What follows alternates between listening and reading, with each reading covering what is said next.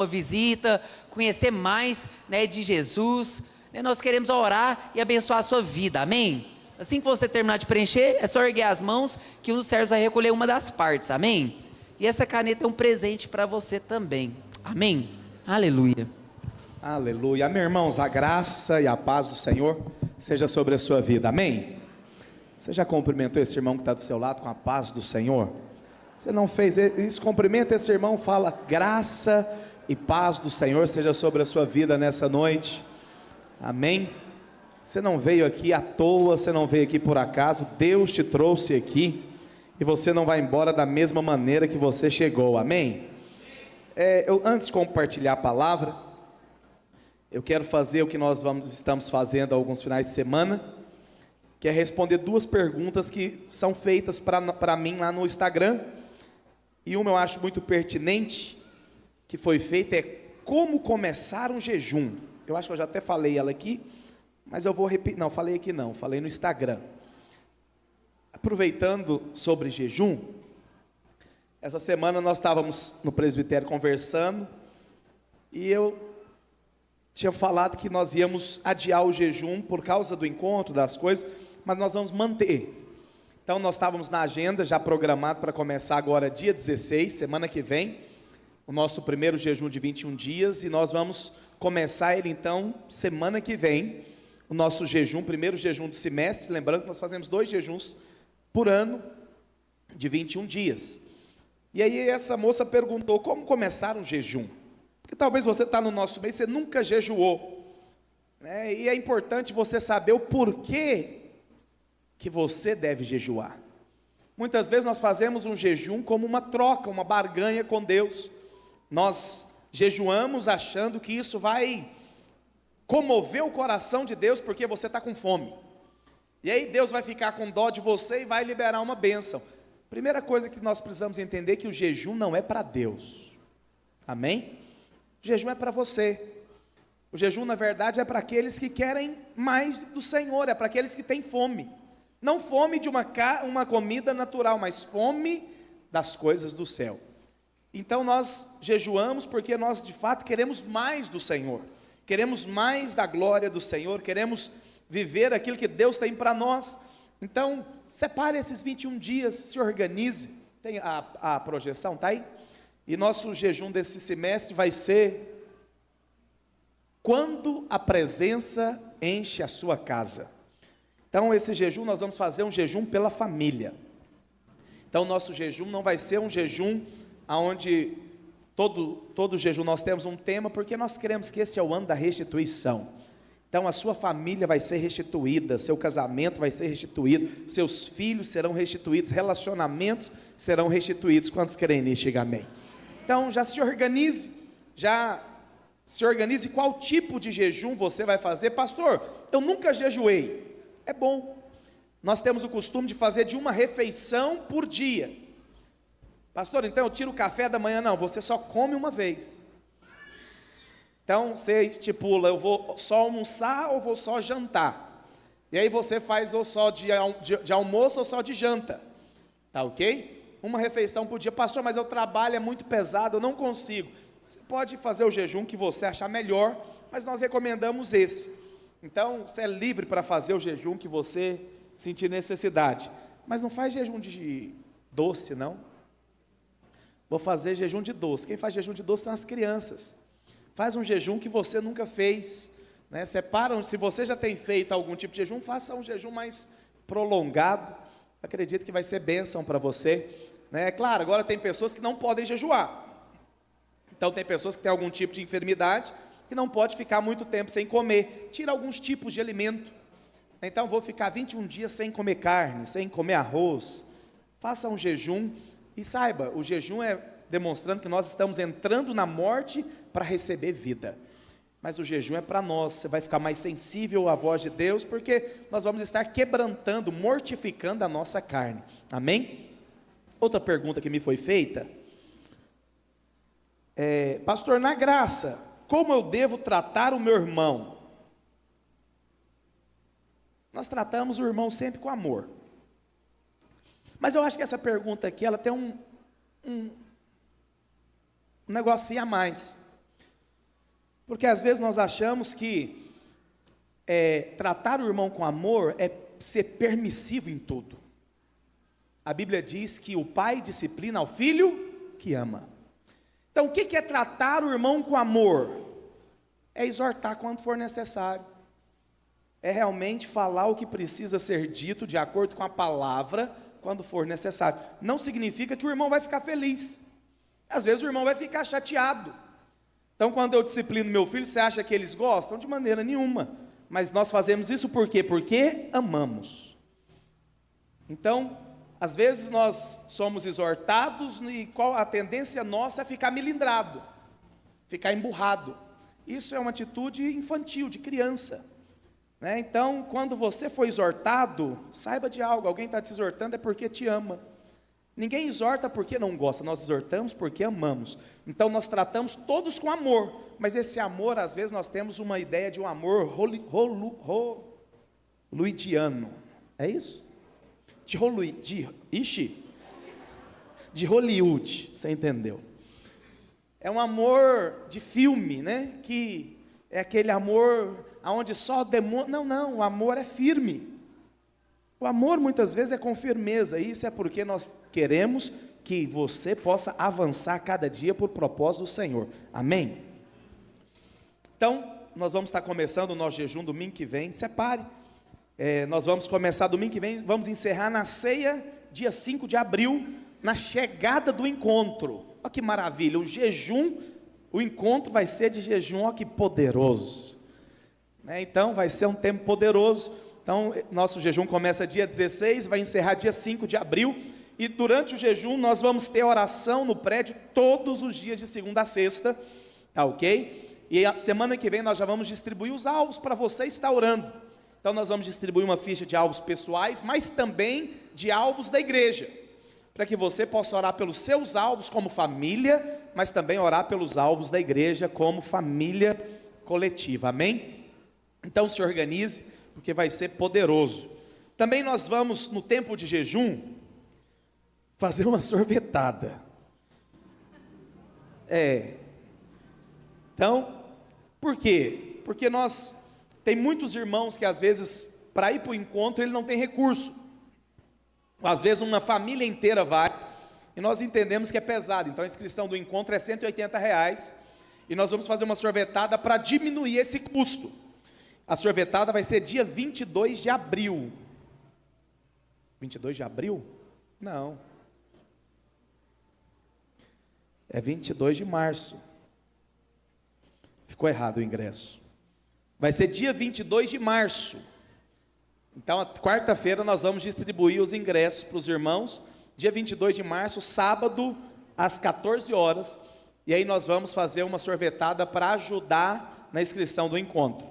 Amém? O valor é R$20 por pessoa à vontade. Mas nós vendemos para o povo não vir, tá? Essa é a ideia. Sorvetada que todo mundo vem não é bom. Por quê? Porque toma muito sorvete, não dá lucro. O interessante é você comprar e não vir. Amém? Aleluia. Então,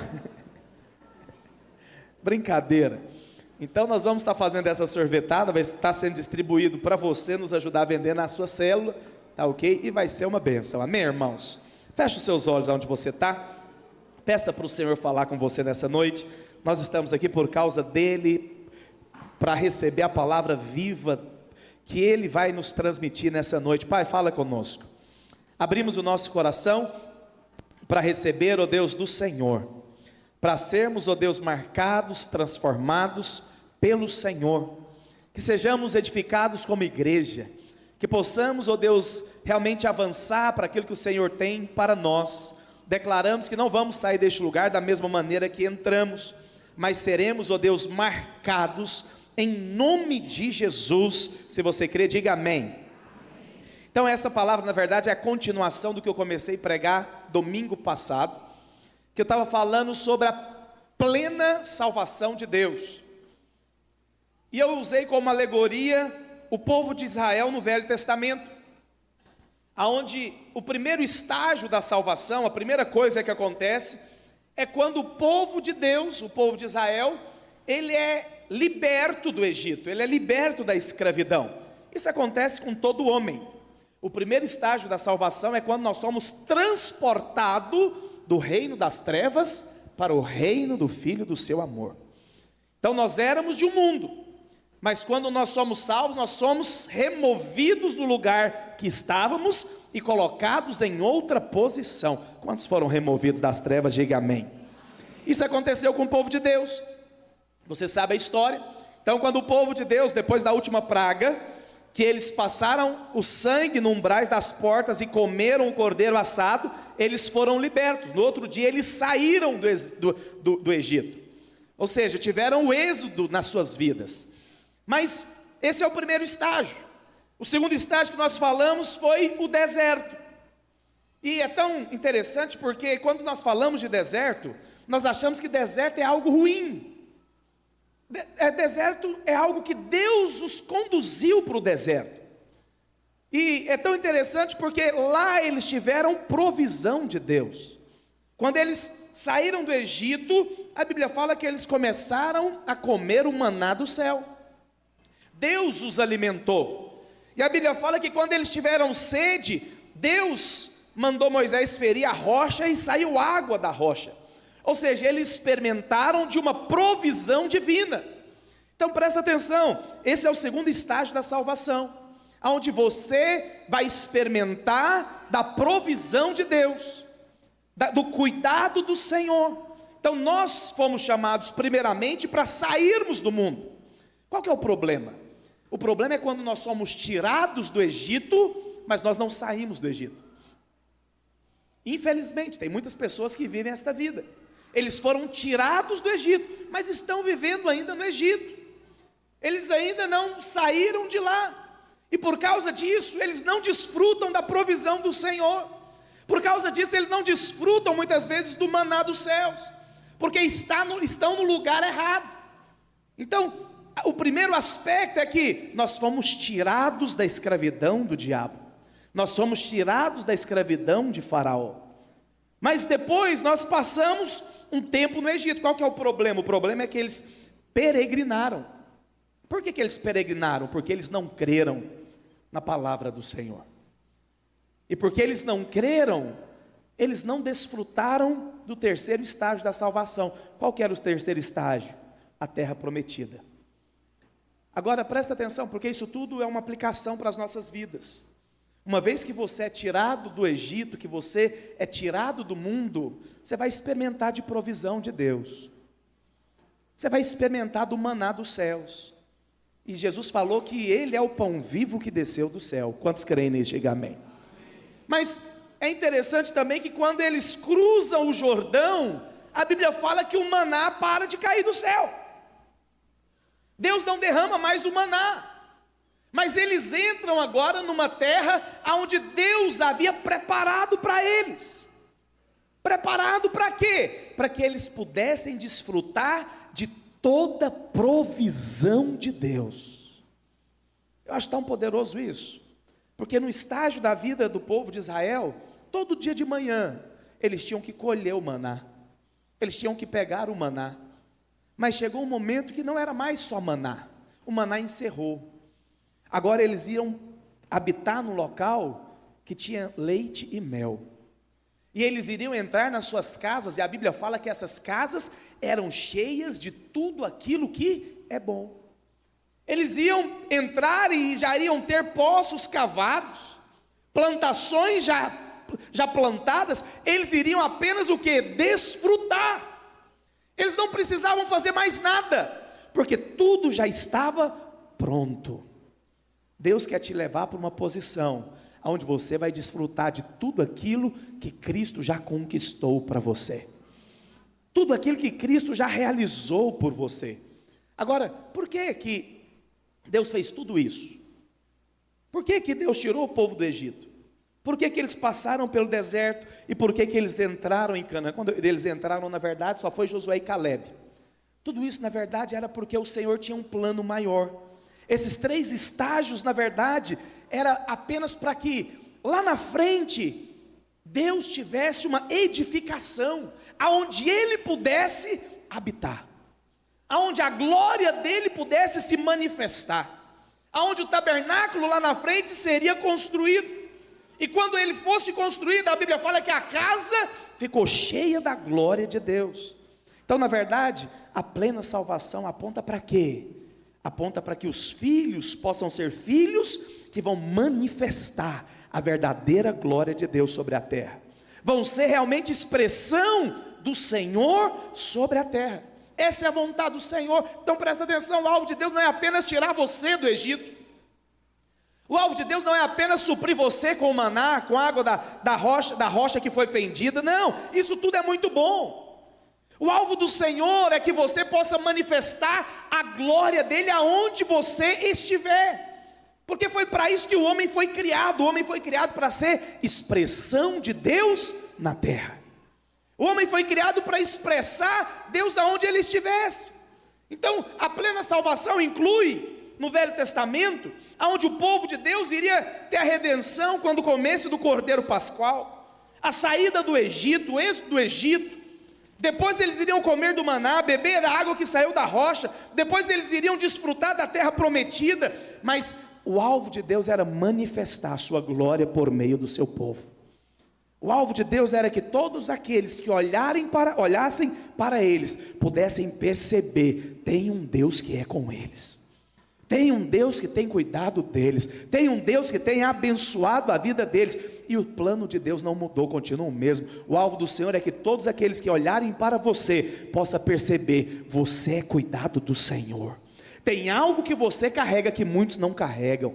Tem algo que você possui que muitas outras pessoas não possuem. É a glória, a presença do Senhor sobre a sua vida. Quantos creem nisso? Diga amém. Então nós precisamos crer nisso. Mas quando nós olhamos para isso tudo aconteceu porque na verdade Deus estava querendo mostrar o plano dele para o homem. Então esse é o plano de salvação que eu usei o Velho Testamento. Pastor, mas e no Novo Testamento? No Novo Testamento, Deus também salva o homem. Se nós olharmos exemplos no Novo Testamento, então, baseado na alegoria, na tipologia que eu usei semana passada sobre os filhos de Israel, no Velho Testamento, a salvação do crente no Novo Testamento também é feita em 3 partes ou 3 estágios.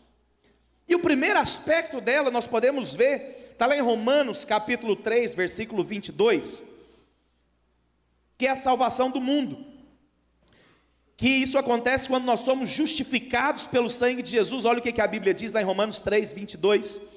Justiça de Deus mediante a fé em Cristo. Diga assim: eu sou justiça de Deus por meio da fé em Cristo Jesus. E o apóstolo Paulo continua dizendo: para todos e sobre todos os que creem, porque não há distinção, pois todos pecaram e carecem da glória de Deus, sendo justificados, eu amo isso, gratuitamente. Como que você se tornou justo? Você teve que cumprir alguma promessa? Você teve que ir para a Romaria a pé? Não, foi gratuitamente, por sua graça, mediante a redenção que há em Cristo Jesus. Então nós somos salvos, nós nos tornamos justos, é pela graça, é mediante a redenção, o pagamento que Cristo realizou, a quem Deus propôs do seu sangue. Ou seja, nós somos salvos porque Cristo pagou o preço, Cristo realizou a redenção, o pagamento. E qual que foi esse pagamento? Seu próprio sangue, seu próprio sangue.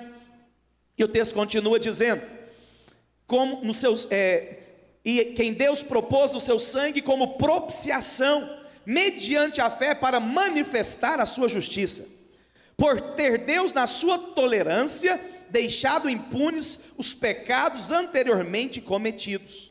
Ou seja, então aqui Paulo fala, quando que nós somos separados? Quando que acontece o êxodo na nossa vida? Quando que acontece a saída do mundo na nossa vida? Quando você é justificado pelo sangue de Jesus. Quando você realmente crê em Cristo Jesus, na obra da cruz. É tão interessante, porque muitas pessoas não creem nisso. Ah, pastor, a salvação ela é de graça. Não é, não tem como. Como que o ladrão foi salvo? Como que o ladrão que estava ao lado de Jesus, quando ele estava sendo crucificado, foi salvo? O que ele falou? Jesus falou para ele: olha, desce daí então, vai lá e devolve, paga o dinheiro que você roubou do povo. Foi assim que ele foi salvo? Não. O que Jesus falou para ele? Hoje mesmo, você vai estar comigo no paraíso. O ladrão não fez nada, ele apenas creu que Cristo era o Filho de Deus. Ele apenas creu que Jesus era o Salvador. Então, da mesma maneira acontece comigo e com você. Nós fomos tirados do mundo, nós somos salvos do mundo pelo sangue, quando nós cremos que o preço foi pago, que a dívida foi paga, que a obra foi perfeita, e nós somos salvos. Quantos salvos nós temos aqui nessa noite? Diga amém. Gálatas capítulo 1, versículo 4, diz: o qual se entregou a si mesmo pelos nossos pecados, para nos desarraigar deste mundo perverso, segundo a vontade de nosso Deus e Pai. Ou seja, para que Deus morreu na cruz? Para nos remover, para nos tirar desse mundo perverso, para nos tirar da condição de escravos do pecado, para nos tirar da condição de filhos das trevas. Agora nós somos filhos da luz. Foi para isso que Cristo morreu. Então, o apóstolo Paulo diz aqui em Gálatas que Cristo, ele se entregou para quê? Para nos tirar de um lugar da perdição. Para nos tirar de um lugar da perdição. Então presta atenção, talvez você está aqui nessa noite e ainda você nunca entregou a sua vida para o Senhor, não completou ainda o primeiro estágio da salvação de Deus na sua vida. Porque eu só sou salvo quando eu entrego para Ele, quando eu creio nele. Aí acontece o êxodo, a saída do mundo. Aí acontece a saída do Egito. Aí eu sou salvo, eu sou mudado eu mudei de reino agora. Eu era do reino das trevas, agora eu passo a ser do reino da luz. E eu louvo a Deus porque não sou eu que falo isso, é o apóstolo Paulo. Isso tem que acontecer na sua vida. Se por acaso você está nos visitando hoje e você ainda não entregou a sua vida, Deus te trouxe aqui porque Ele quer mudar a sua condição hoje. Ele quer escrever o seu nome no livro da vida hoje. Pastor, o que eu tenho que fazer? Apenas creia que Ele morreu no seu lugar para te salvar, que a dívida foi paga, que a dívida foi paga, e nós apenas gloriamos, damos glórias a Deus pela justificação que aconteceu. Isso nós cremos é na obra dele. Então nós somos salvos por meio do sangue que foi derramado. Então presta atenção, uma vez que eu fui salvo, eu não posso continuar no Egito, eu não posso continuar a viver no mundo como eu vivia antes. Algo tem que mudar, a minha vida tem que mudar, a minha vida ela precisa ser transformada. Por quê? Porque eu mudei de reino agora, eu mudei de família, aconteceu o êxodo na minha vida. Presta atenção no que eu vou te dizer. Eu sei que quando nós falamos isso, nós pensamos só em pecado. Então, quando fala de viver no mundo, nós achamos que viver no mundo é viver nas práticas pecaminosas que existem lá também. Você não deve viver isso, porque não combina mais com você, não combina mais com o filho do rei comer lavagem, não combina mais como filho do rei viver como porco, não combina. Mas tem o outro lado também, porque tudo que há no mundo é contra Deus, e a religião ela foi criada no mundo. A religião ela foi criada no mundo. Então eu preciso também sair desse sistema religioso. Eu preciso abandonar todo esse sistema religioso e agora viver uma vida para centralizar a Cristo e a sua obra consumada. Isso acontece muito no meio dos evangélicos, muito. Porque muitas vezes nós participamos de reuniões, mas somos apenas religiosos. Você entra aqui e acha que você vai ser abençoado porque você está fazendo coisas, você está se aproximando de Deus. Não, presta atenção. Uma vez que você foi aproximado pelo sangue, não tem como você estar mais próximo de Deus do que você já está, porque Ele habita em você. Você é casa de Deus. Mas muitas vezes fazemos do cristianismo uma religião, aonde eu tenho que fazer coisas para Deus para ser abençoado. Isso é mundo. Isso é mundo, isso é o sistema religioso. Ou seja, eu só mudei de denominação, mas as práticas continuam a mesma. Então, quando eu era católico, para ser abençoado, eu tinha que ir para a Romaria. Eu fazia uma promessa: se Deus fizer isso, eu vou para a Romaria a pé. Mas aí você converteu, o que você faz agora? Você não vai para a Romaria, você faz voto. Se Deus me der um trabalho, eu vou dar tanto para a igreja. Mesma coisa. Mais barato do que ir para a Romaria a pé. Ou seja, isso é sistema religioso. Nós precisamos deixar isso de lado. Centralize Cristo. Tudo que você vai receber, você só vai receber por meio dEle, por causa dEle, porque Ele pagou o preço. Então o primeiro estágio que nós podemos ver no Novo Testamento é a salvação do mundo, que acontece por meio do sangue, por meio da obra consumada. Mas o segundo estágio é a salvação na nossa alma. É a salvação da nossa alma. Então, nós precisamos perceber o que é isso. Olha o que Paulo diz, lá em Romanos capítulo 6, versículo 9.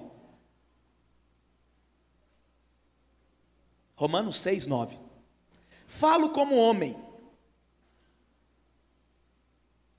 Acho que eu anotei errado aqui, procura aí, David. Falo como homem, por causa da fraqueza da vossa carne. Assim como oferecestes os vossos membros para a escravidão da impureza e da maldade, para a maldade, assim oferecei agora os vossos membros para servirem à justiça, para a santificação. Porque quando ereis escravos do pecado, estáveis isentos em relação à justiça. Naquele tempo, que resultado colhestes? Somente as coisas de que agora vos envergonhais. O que Paulo está falando aqui? Olha, quando você estava vivendo no mundo, você era escravo do pecado. E tudo que você fazia porque você era escravo. Agora não. Agora você foi salvo do mundo. Agora os membros que antes cometiam pecados, eles agora devem servir a justiça e a santificação de Deus que há na sua vida. Quando você era escravo, o que você fazia? Qual foi a colheita que você teve? E Paulo fala, você colheu o que você tem vergonha de falar. A colheita você nem tem coragem de falar, você tem vergonha do que você colheu. E aí Paulo fala, porque o fim delas é morte. Agora, porém, libertados do pecado. Você foi liberto do pecado.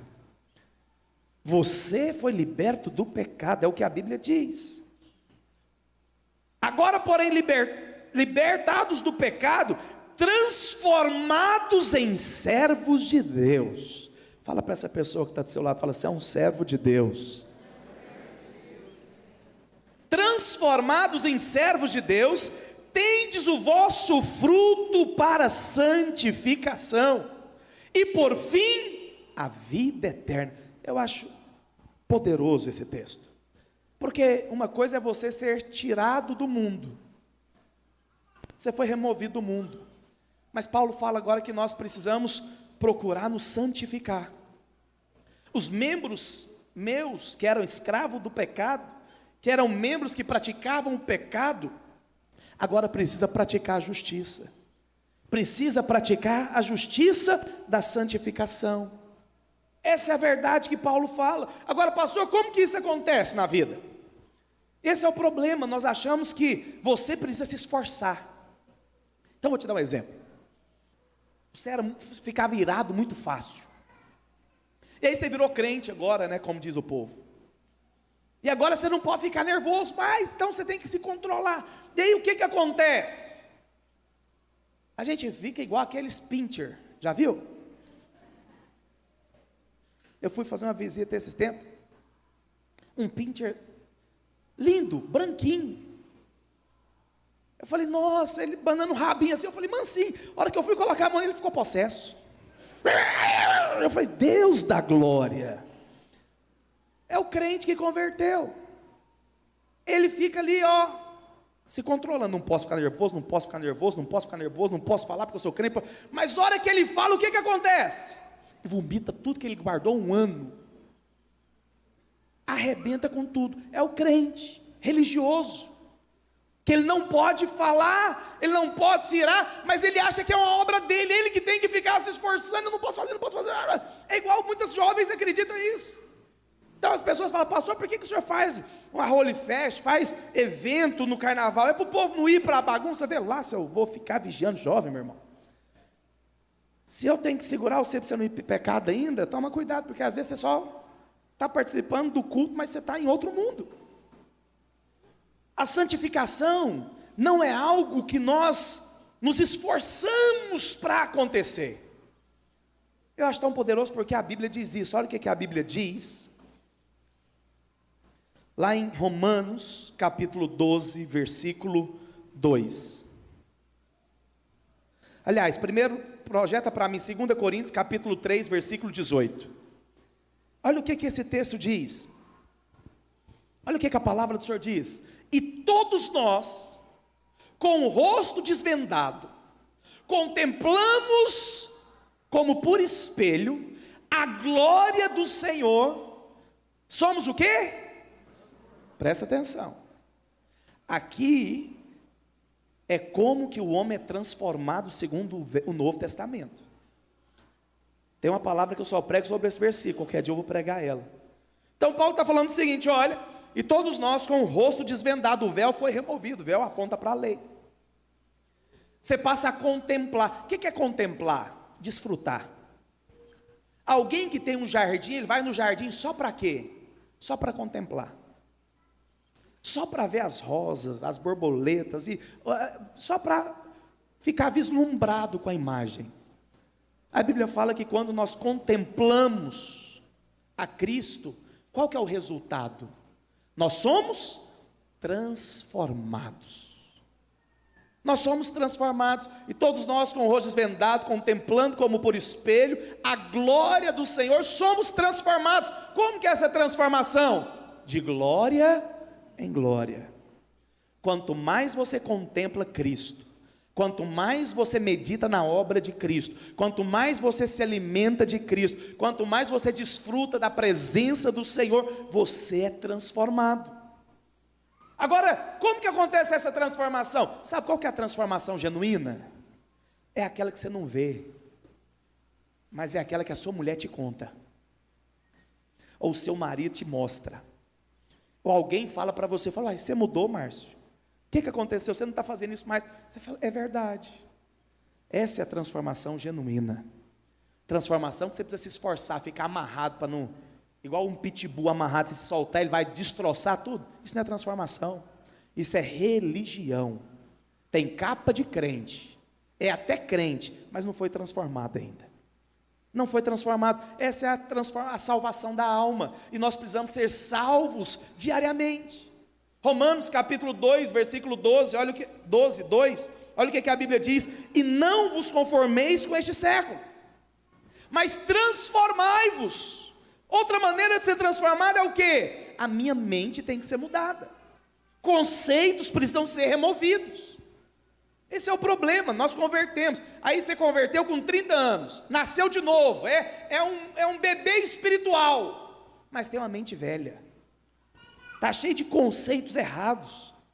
Está cheio de mentiras na sua mente com cara de verdade. E esse é o problema. Eu estou vivendo de acordo com o que eu aprendi lá no mundo. Mas agora você mudou de mundo. Você mudou de reino. O que é bom lá no mundo é vergonha aqui no reino. O que é bom lá no mundo está fora da vontade aqui no reino. Mas como que isso vai ser mudado na minha vida? À medida que eu sou transformado pela renovação da mente, eu preciso me alimentar da palavra. Por isso você precisa ler a Bíblia. Por isso você precisa participar da célula. Por isso você precisa compartilhar no discipulado. Por isso você precisa participar dos cultos. Cada vez que você senta aqui para me ouvir, a sua mente está sendo renovada pela palavra. Cada vez que você participa de uma reunião de célula, onde um irmãozinho lá, às vezes, que você acha que não é nada, mas compartilha algo da parte de Deus, você fala, nossa, não tinha pensado nisso. Foi renovada a sua mente. Conceitos naturais e carnais foram trocados por conceitos espirituais. Essa é a transformação divina. Essa é a transformação da alma. Então, no Novo Testamento, nós percebemos que nós somos justificados, mas também eu sou santificado e transformado. Agora, isso é um processo. Por isso, fala para o irmão que está do seu lado, fala, tem paciência comigo.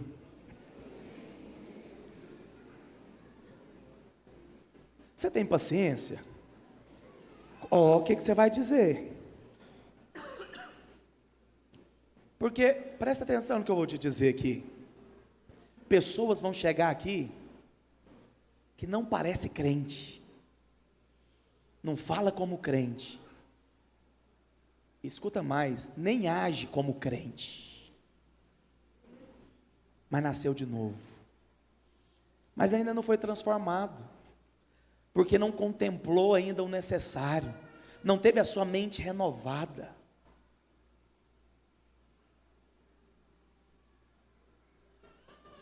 Vou falar não. Estava vendo um pastor criticando uma pessoa por alguma atitude. E eu fiquei pensando, eu falei, rapaz, essa pessoa nunca mais pisa na igreja, nunca mais assiste um culto. Ah, mas eu tenho que falar a verdade. Não, você tem que falar o que o Evangelho diz. Traz ela para ser transformada. Prega a palavra. Pastor, mas a vida ainda não está condizente com o que ela é. É verdade. Isso faz parte da vida. Seu filho de 2 anos, quando põe uma barata na boca, ele parece que é filho seu? Hã? Não, você não sai comendo barata aí. Não vou falar, e quando ele bebe água do vaso? Mas o que ele é? Filho. Tem paciência. O menino vai crescer. E vai chegar um momento que você vai falar, esse menino é meu filho, ele puxou o pai. Mas você não fala o que ele fazia antes, né? Assim também é conosco. Às vezes eu brinco, às vezes eu falo, eu preciso parar de orar. Deixa eu te dizer algo. Eu quero aquele que o povo não quer. Mas você precisa querer também. Porque vai vir gente de tudo quanto é tipo para cá. E vai cear com você. Você vai ter paciência para pegar na mão dele e levar ele a contemplar Cristo até ele ser transformado. As pessoas vão descer o pau, já fazem, mas nós somos um povo que vamos levar as pessoas a se parecer com Cristo. Agora presta atenção, isso é um processo. Para alguns vai ser a vida inteira, e vai precisar de um tempinho ainda chamado grande tribulação. Para outros, o tempo é mais rápido, mas nós não vamos desistir daqueles que Deus nos deu, amém? Porque esse é o Evangelho, não estou falando que nós não vamos exortar, como eu falei agora há pouco, o amor às vezes é firme, o amor às vezes é falar, meu filho, você precisa mudar de vida, essa vida não condiz com quem você é, esse palavreado seu não tem nada a ver com quem você é filho do rei, mas isso não significa que eu vou expulsar o irmão. Ele vai estar aqui toda semana, e toda vez que ele sentar aqui, ele vai ser alimentado, e toda vez que ele for embora, ele não vai embora da mesma maneira que ele chegou, porque ele contemplou a presença de Deus, e ele foi transformado numa medida. É assim comigo e com você, é assim com cada um de nós. Essa é a salvação, ou seja, eu sou salvo do mundo, mas tem agora a salvação da alma, que é a santificação, que é a mudança de mentalidade. E aí eu preciso ser transformado, ser mudado, porque essa é a vontade do Senhor. Então presta atenção, você foi salvo, Deus habita no seu espírito, Deus está aí, tanto é que tudo que era para acontecer no seu espírito já está pronto, não vai acontecer mais nada. Seu espírito é casa de Deus, mas a minha alma não, minha alma ainda precisa ser mudada, precisa ser transformada, precisa ser cheia continuamente das verdades de Deus, das verdades do Senhor. Então presta atenção, transformação também não é meramente uma mudança, significa você ser cheio de algo. A transformação não é apenas agora, eu estou participando do culto e eu vou embora. Não, tem gente que vive uma vida de culto e nunca muda, porque não foi cheia o suficiente. Não foi cheio o suficiente. É tão interessante, não vou ler com você, mas depois você pode ler lá em Números 15. a Bíblia fala da oferta de manjares. E a oferta de manjares, a Bíblia diz que era uma porção, uma flor de farinha, mas essa farinha ela precisava ser misturada com azeite. E eu achei tão poderoso porque quando uma farinha ela é misturada com azeite, ela perdeu características dela própria. Não é que ela deixou de ser farinha, mas algo foi o que? Acrescentado. Então presta atenção, continua sendo farinha e o azeite continua sendo azeite, mas foi acrescentado algo naquela farinha. É o que aconteceu comigo e com você, e que precisa acontecer diariamente. Nós somos essa flor de farinha, mas quando é acrescentada o azeite que aponta para o enchimento do Espírito Santo, algo é acrescido em nós. Não é que agora o Espírito Santo vai viver no seu lugar, não, você vai viver, mas por meio do poder de Deus na sua vida. Então, presta atenção no que eu vou te dizer, transformação não é correção moral, e nem mudança de comportamento ético, porque tem gente que não pratica nada de errado, mas é carnal. Tem gente que não comete esses pecados grotescos, mas é natural. É natural. A transformação genuína significa o seguinte, que eu fui purificado pelo sangue de Jesus. Mas depois, essa farinha que apresenta a nossa natureza, ela foi acrescentada, algo a mais, que é o azeite do Espírito Santo, que é a presença do Espírito Santo nas nossas vidas, e esse enchimento vai agora ser essa expressão de santificação. Então presta atenção, a verdadeira transformação é você viver uma vida cheia da presença de Deus, é você viver uma vida sendo conduzido pela presença de Deus. E aí é tão poderoso, porque nesse segundo estágio da salvação, que é a transformação da alma, eu passo agora, lembra do deserto? Eu fui tirado do Egito, mas no segundo estágio, que é o deserto, o que acontecia com ele agora? Eles começavam a comer do maná, eles começavam a beber da água que saía da rocha que foi fendida. Isso acontece conosco, nesse segundo estágio, aonde você é cheio da presença de Deus, você começa a desfrutar da vida de Cristo. E é tão poderoso porque não é só você que percebe, as pessoas começam a perceber Cristo em você, que você se alimentou do maná que caiu do céu, Ele é o verdadeiro pão vivo que desceu do céu. Mas da mesma maneira, quando eles tiveram sede, a rocha foi fendida e saiu água da rocha, você também começa a desfrutar da água viva que sai de Cristo por meio do Espírito Santo. E aí as suas atitudes são outras, os seus conceitos são outros, e aí nesse estágio você desfruta de Cristo de uma maneira muito mais rica do que no primeiro estágio, quando você só foi removido das trevas para o reino da luz. Esse é o problema. Muitas pessoas foram removidas do império das trevas, foram transportados para o reino da luz, mas ainda não estão tendo a sua alma transformada, não desfrutam do maná vivo que é Cristo, não desfruta da água viva que sai por meio dele, porque ele é a rocha que foi fendida lá na cruz do Calvário. E agora há uma fonte dentro de vocês, que a Bíblia diz: aquele que crê em mim, fluirão rios de água viva. Mas por que eu não desfruto? Porque ainda eu estou lá no primeiro estágio, eu acredito que eu só fui removido do mundo, eu sou ainda muito natural, eu não contemplo, eu não desfruto da presença de Deus, eu não tive a minha alma transformada, e porque eu não tive a minha alma transformada, eu não desfruto do maná, eu não desfruto da vida de Deus. Louva a Deus, porque você tem desfrutado dessa realidade, você tem desfrutado da presença do Senhor. Nesse estágio nós desfrutamos de Cristo como verdadeiro alimento, onde você tem prazer em se alimentar dele, onde participar de culto, de célula, não é um fardo. As pessoas falam, um dia me perguntaram: pastor, célula pode virar religião? Eu falei: claro. Como que uma célula vira religião? Vou te dar um exemplo claro aqui. Quarta-feira é dia da sua célula.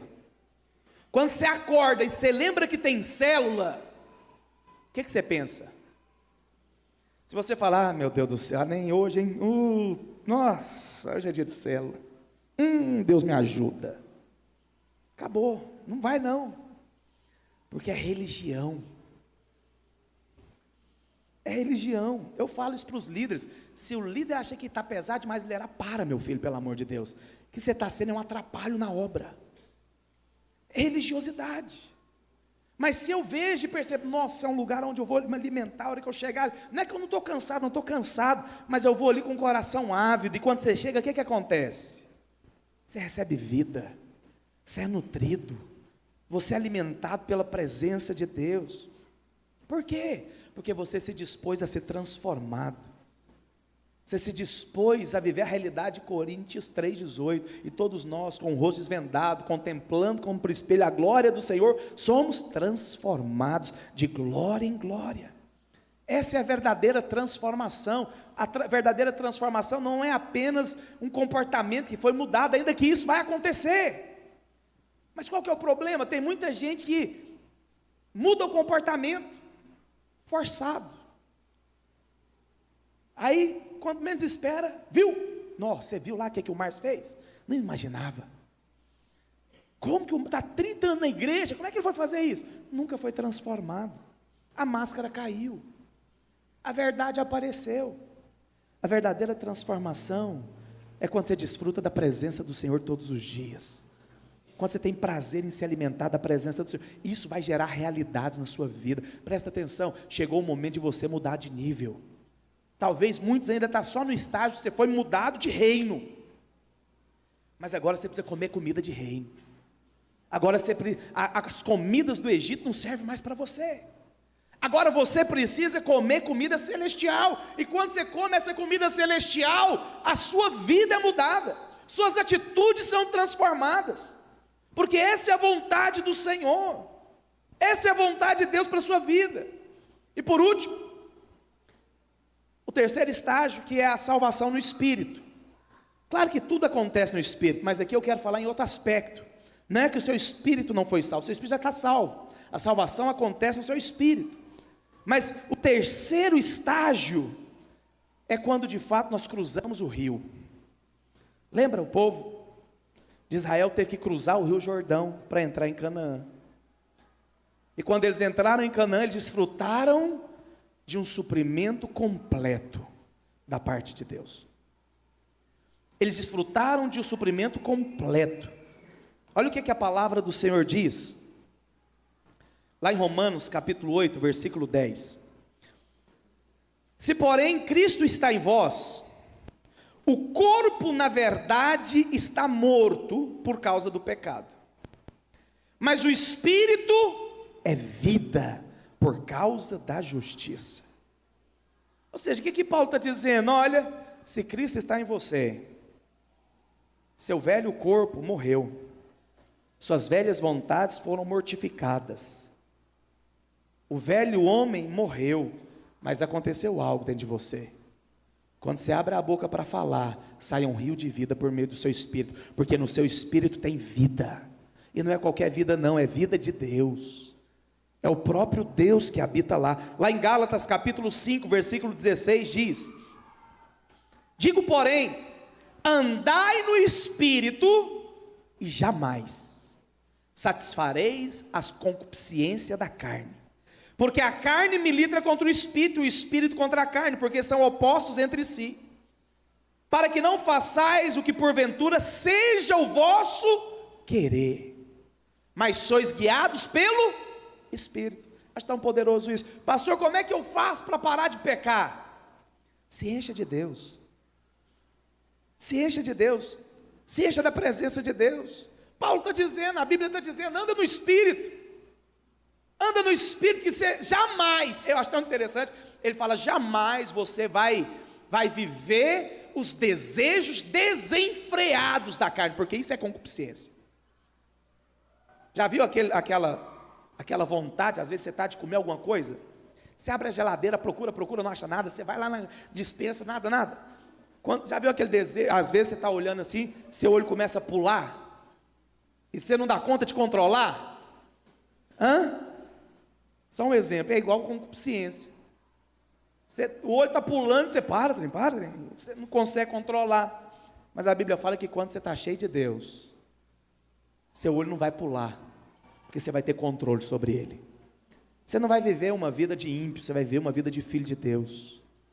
Você não vai andar vivendo uma vida pecaminosa, iguais os ímpios, não. Você vai andar como filho da luz. Mas como que isso acontece, pastor? É na força? Não. É você sendo cheio de Deus. Cheio de Deus. Mas se sois guiados pelo Espírito, não estáis sobre a lei.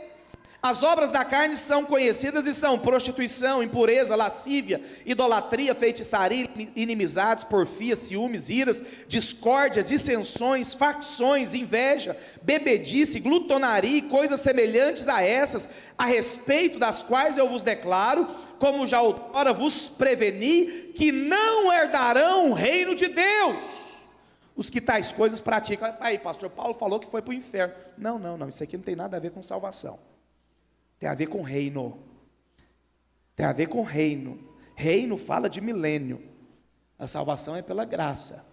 Mas se você quer reinar com Cristo, essas coisas não podem fazer parte da sua vida. Se você quer ser um vencedor, essas coisas não podem fazer parte da sua vida. Pastor, como que essas coisas não fazem parte da minha vida? Quando eu vivo uma vida cheia do Espírito. Quando eu priorizo a presença de Deus. Quando eu priorizo ambientes que me levam para a glória de Deus. Quando eu priorizo relacionamentos que me levam para a presença do Senhor. Essa é a vontade de Deus para as nossas vidas. Deixa eu te dizer algo, Deus já habita no seu espírito, e a vontade dele é que você possa desfrutar de descanso, desfrutar de paz, e é tão interessante porque desfrutar da obra de Cristo de uma maneira plena é entrar no descanso. Se você olha, lá no Velho Testamento, como eu falei, o povo de Deus era escravo do Egito. E quando ele era escravo do Egito, ele sofria a opressão de Faraó. Faraó representa o mundo. Aliás, Faraó representa o diabo, Egito representa o mundo. Aí o que acontece? Deus levanta Moisés como libertador, para libertar o povo da escravidão. Para libertar o povo da escravidão. Deus tira eles do Egito. No outro dia, eles vão a caminho para atravessar o Mar Vermelho. O Mar Vermelho aponta para o batismo. Uma vez que eles passaram, cruzaram o Mar Vermelho, acabou Faraó. Faraó não persegue eles mais. E é tão interessante, ninguém discute. Até esse ponto aqui, isso é o quadro da salvação. Deus nos salvou da condenação do mundo, para nos introduzir numa terra da promessa. Presta atenção nisso. O projeto de Deus não é apenas te salvar do mundo, é te colocar no lugar da promessa.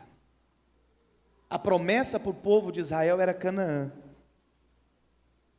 Eu acho tão poderoso, projeta para mim Deuteronômio capítulo 6, versículo 10.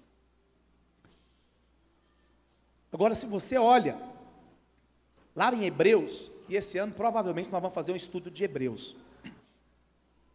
O autor de Hebreus fala que a terra prometida, na verdade, era o descanso para aqueles que tinham recebido a vida de Deus.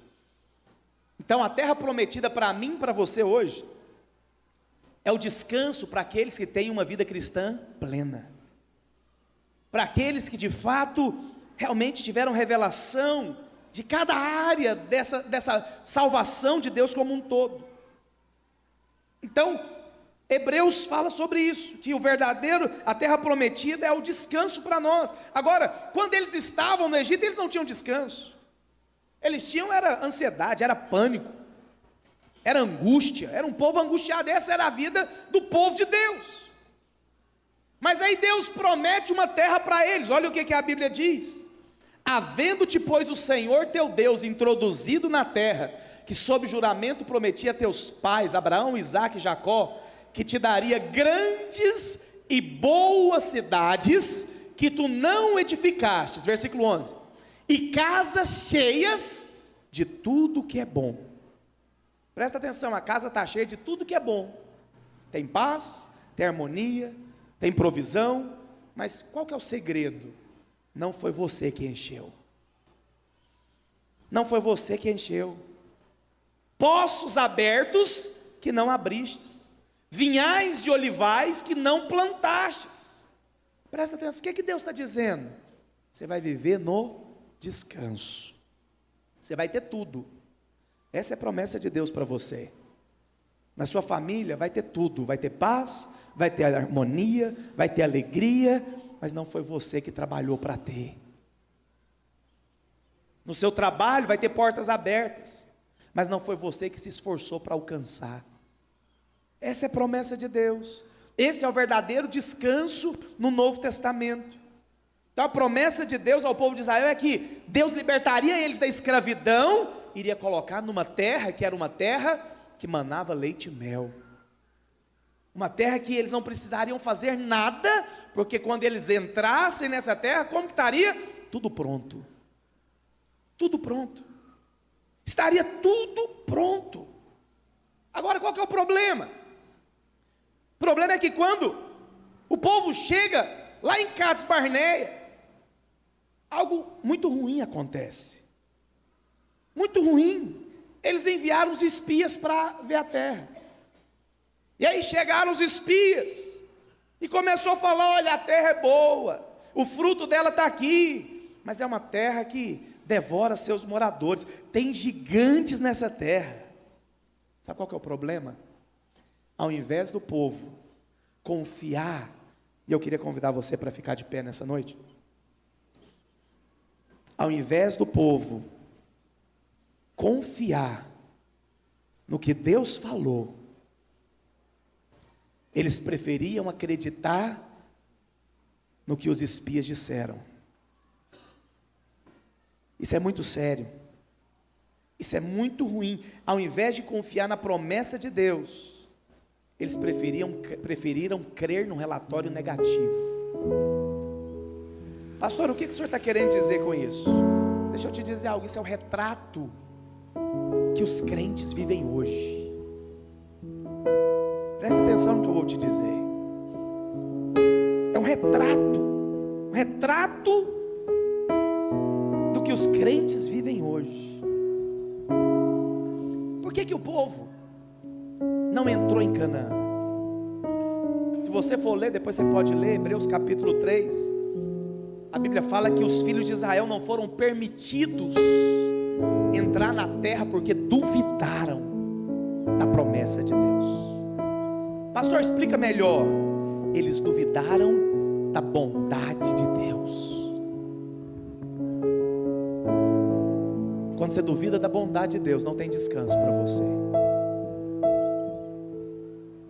Escuta bem o que eu estou te dizendo.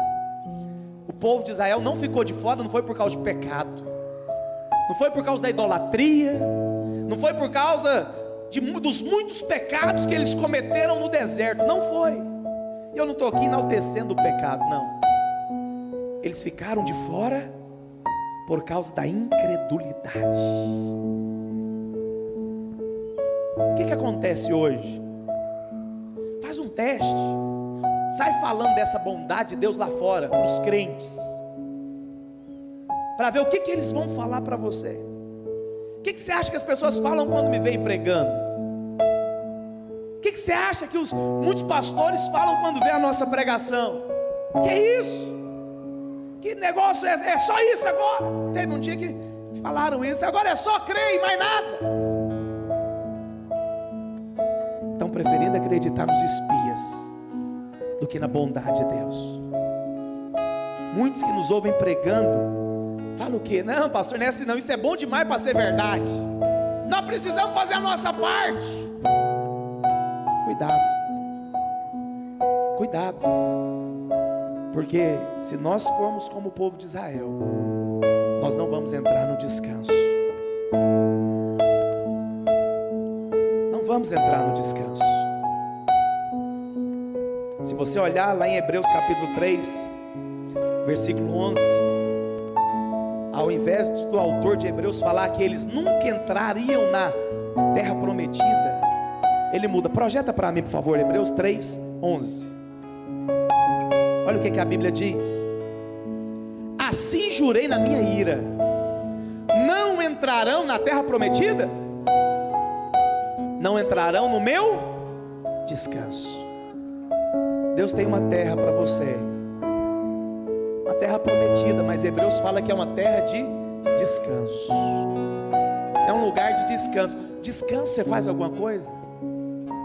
Quando você está deitado numa rede, você está se esforçando para quê? Para nada. Para nada. Sabe qual que é o meu papel aqui? Todo domingo, levar você a crer na bondade de Deus. A minha pregação sempre é a mesma, eu só mudo os quadros, só a pintura que é diferente, só as ilustrações que são diferentes, mas é a mesma. Bondade e misericórdia certamente me seguirão todos os dias da minha vida. Essa é a bondade de Deus, esse é o evangelho da graça. Deixa eu te dizer algo, Hebreus está falando aqui, está chamando a terra prometida de descanso. Isso significa, lá no Velho Testamento tinha uma terra física, mas no Novo Testamento aponta para a graça, aponta para uma vida de descanso, aponta para o descanso da nova aliança, da obra consumada, aonde, presta atenção, projeta para mim Romanos capítulo 8, versículo 32. Aquele que não poupou seu próprio filho, antes por todos nós o entregou, porventura não nos dará graciosamente com ele o quê? Quem que recebe isso? Se você está sentado em pé, achando, pastor, será que é tão bom assim? Você ainda está como o povo de Israel, acreditando no relato dos espias, que Deus só vai te abençoar se você fizer a sua parte. Já viu aquele ditado que está na Bíblia de muitos? Faz a sua parte que Deus vai fazer a dele. Satanás capítulo 3, versículo 1. Teve um tempo que lá na cruz, Cristo fez a parte dele e a sua, e você foi incluído nessa obra perfeita. Portanto, Paulo fala, você teve uma era que Deus resolveu dar tudo o que ele tinha, que era o seu único filho, o bem mais precioso. Porventura ele vai negar um emprego melhor para você? Porventura ele vai negar um casamento que você tem orado tanto para casar? Porventura ele vai negar um emprego, uma família? Não, ele vai te dar. Pastor, mas Deus só vai dar se eu entregar Isaac no altar. Não, o Isaac já foi imolado lá na cruz do Calvário. É por meio dele, é por ele, é só por causa dele. Eu não sei qual que é a sua necessidade, eu não sei qual é a aflição que você está passando na sua vida, qual é o seu desejo, quais são as suas expectativas, quais são os seus planos, mas eu sei de algo: é graciosamente com ele todas as coisas. Presta atenção, você não foi chamado para viver uma vida ansiosa, não foi. Você não foi chamado para viver uma vida amedrontada, não foi. Você não foi chamado para viver uma vida preocupada, não. Tudo já está pronto. Tudo já foi pago. Quando você vai numa festa de casamento, você fica preocupado: meu Deus do céu, vou comer pouco porque vai que a comida não dá. Vou beber só um copo de refrigerante que vai que acaba. Você fica preocupado? Você enfia o pé na jaca. Você não está preocupado com quem vai pagar a conta. Você quer desfrutar do banquete. Quer te falar que a conta já foi paga lá na cruz do Calvário. Ele está com os ouvidos abertos para ouvir o seu clamor. Ele está com os ouvidos abertos para ouvir a sua oração. Presta atenção, às vezes você está achando que Deus só ouve oração de pastor. Para com isso. Deus ouve oração de filho. Tem umas que nem de filho, nem filho é, e Deus ouve. Que a Bíblia fala que todo aquele que invocar vai ser salvo. atenção, chegou o tempo de nós avançarmos na vida cristã, de nós realmente, para de duvidar que Deus é bom, para de duvidar que Deus não quer te dar, para de duvidar que Deus não vai fazer. Não para. Você só pensa nisso quando você olha para você. Passa a olhar para Cristo, passa a olhar para o que Ele fez, porque é por meio dEle que você vai ser abençoado em tudo. Quantos creem nisso? Feche os seus olhos nessa noite. Fala para Deus, fala: Deus, eu vou crer todos os dias nessa bondade infinita do Senhor. Oh, eu vou crer, oh Deus, nessa bondade infinita do Senhor. Nós não vamos ser como o povo de Israel, que duvidou da sua bondade, que duvidou da sua promessa. Pai, mas nós vamos crer, Pai, que bondade e misericórdia certamente vai nos seguir todos os dias da nossa vida. Oh, Jesus! Pai, nós cremos na verdade do Evangelho. Oh Deus, é loucura para muitos, mas para nós é poder de Deus. Oh Jesus!